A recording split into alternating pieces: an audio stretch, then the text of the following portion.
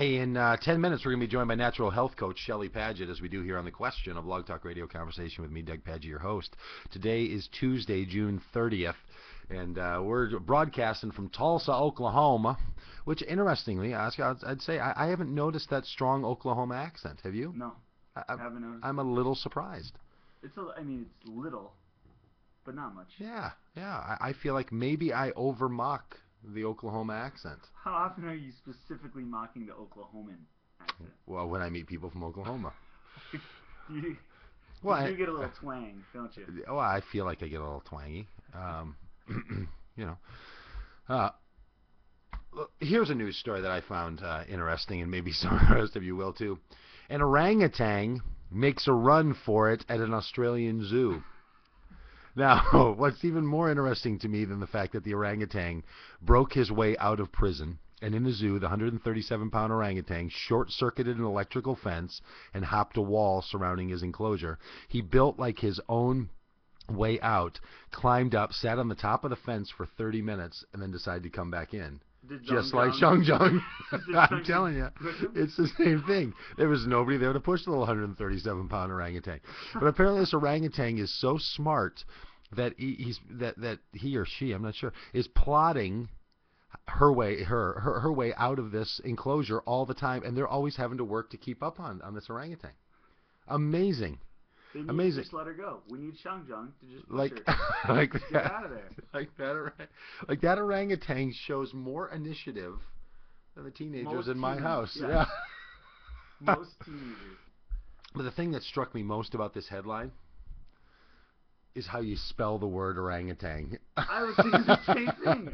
So we'll have a little spelling bee if anybody wants to chat it on into the chat room here and see if you know it. But the word orangutan is not the easiest word to spell. Orangutan. Yeah. Orangutan. Orangutan. Orangutan. Orangutan. Orangutan. Or orangutan, as I was taught to say it. There's not even with a G. With a G, orangutan. Orangutan. That's what I do. You do G it. Orangutan. Like Tang. Like Tanged? Like the space drink that the astronauts drink? Yeah. Unbelievable.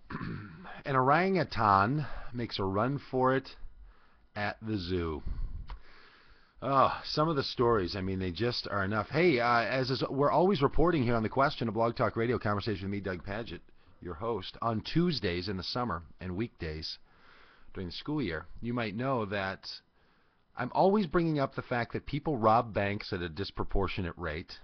Like, every week there's a story about someone robbing a bank, which I really thought went out in the 1870s. But that airplanes are always crashing. Because we talk about airplanes, there's no problem at all. Well, headline from today, passenger jet down in the Indian Ocean and a child pulled from the sea. A passenger jet from Yemen with 153 people on it crashed into the Indian Ocean early on Tuesday as it tried to land during a heavy wind on the island nation of Comoros. And search teams rescued a child from the sea. There were 142 passengers and a crew of 11. And I guess most of them survived. I don't know. Hey, look, airplanes. Yeah, what about them? They barely stay in the air. Like, I have a rule that I won't fly on private airplanes. It's just as a rule. And Oscar and I we were brought to this precipice of am I going to keep this promise to myself? Yeah.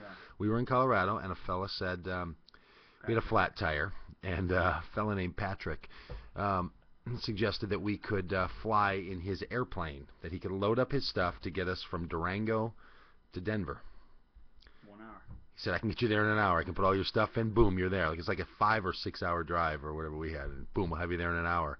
I'm like, when you'll have us there? In a casket. I just know it. This thing's going to... It seems like a little bit of a, sort of a drastic measure to solve a problem of a flat tire. Yeah, like, Like let's get you... Like a flat tire is is a big enough deal that we need to employ an airplane Let's to get us somewhere. let's fly you there. That tire spot. Well, there's no way we're fixing that. Round up the horses, get the Amish, they're unemployed, and let's go. Let's get them 2 days through the mountain passes. We'll get there. Wouldn't that be awesome? Where are the Amish? Are there no factories around here? That's not the Amish. Plenty of Winnebagos. Where are the factories? Fantastic. Hey, Bernie Madoff, he's getting his 150 years in prison. Yeah. Look, I'm all for Bernie Madoff getting 150 years in prison, I guess. I don't know. It seems odd that someone can kill their wife and be out in 12. Not that I've planned on it or it's happened to me. But that a guy bilks people out of money, which is a big deal. He was a liar and a scammer and a cheater. But you're 79 years old or whatever Bernie Madoff is, and we're going to sentence you, 71 years old, we're going to sentence you to 150 years in prison. Got him. Got him. What are you going to do, Madoff? Huh? What are you going to do? What are you going to do? Because, I mean, you're going to live 25, maybe 30 more years if you live to be 101. They should make him do like a marathon. That's what they should make him do. Like a triathlon. Yeah. That'll be hard enough for him. You know what they ought to do? They ought to make him go build Winnebagos in Goshen, Indiana. Go work with the Amish and then get laid off and then have to come back to prison. That could be a whole new reality TV show, right? Yeah, like where you get sentenced not just to prison, but where you have to go live like the Amish. Because it's not just simple and easy anymore, people. I'm telling you, the Amish, they have their own difficult time. So Bernie Madoff is getting his, and apparently at least 10 others are going to be charged in ways that are going to put them in prison for a long time. Well, no bad news in that, really. I mean, I think it's a little unfair that we, in the sentencing guidelines in this country, if a guy gets stuck carrying a little vial of crack cocaine, he could go away for longer than Bernie Madoff, But it's good that these criminals, these liars, these cheats, these bankers, these fraud-based son-of-a-guns over there at Wall Street that have been lying to people, sneaky bastards, that have been stealing people's money and coming into their little boardrooms like, you really need to put your money into a 401k. It's the only place that's safe. And then they just rob everybody. They're unbelievable. Unreal. It gets me all riled up. Hey, in 3 minutes, we're going to be joined by natural health coach Shelly Pagitt, and she's going to be talking to us about applied kinesiology. But those of you in Minneapolis that are, the bulk of our listenership, did you know that not only is prescription drug use up in the Twin Cities 67% in the last 6 years? Prescription drug abuse, people checking themselves in to places for help and care, for rehabilitation centers, up 67% for prescription drugs, and up 65% for heroin. Heroin? Who does heroin? Who does heroin anymore? Who does the smack? The smack's... I mean, what is this? Old school, man. No school like the old school. Well, and apparently what they're saying is, that's part of the problem, is that there's been old people? Really cheap heroin and really high quality. So people are buying a bunch of it, and boom, It's always a problem. Yeah. The audio industry doesn't deal with that, though. Yeah, you know who this is really hurting? This is the crazy part. The Amish. Yeah, The factories are loaded with... It's just killing them. They're smacking over there all the time. Yeah, Amish. We better be careful. We could lose the Amish audience on this show in a hurry. Internet using Amish audience. Well, you never know. Maybe they're in the factory and they're just sneaking away. They also say that methamphetamine use is declining. Yeah. Apparently, all of those people are now brain damaged and toothless, and so that's now done. So I don't know what kind of drugs they're doing in small town America anymore if methamphetamine is falling out. Yeah, I think that's it. I don't think they have the guts.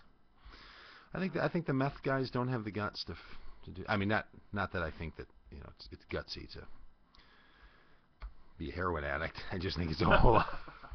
Just saying, I think it's a whole lot tougher. So we're going to be joined here in a couple of minutes by natural health coach Shelly Pagitt, and before that, we're going to bring you one of the news updates by the Onion Radio Network. I think we played this one before, but I love this one, so we'll do it again. An area cat is given the benefit of the doubt again. It's the Onion Radio News. This is Dwayne. Redland reported.